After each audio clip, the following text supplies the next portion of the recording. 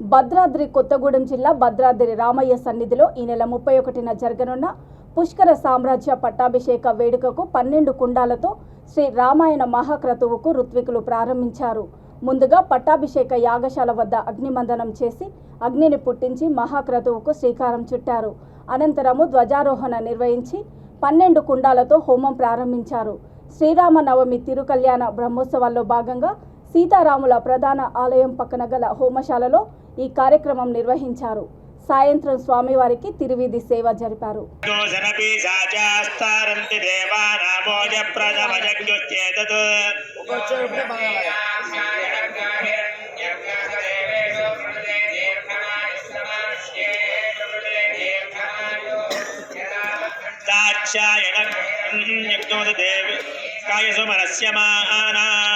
तन्मापद्नामि सततारदायायुष्मान् जरदश्चिरजदासम् पतनो यद्बुद्ध्रियस्तृणोध्वज एकापात् पृथिवी सा मुद्रा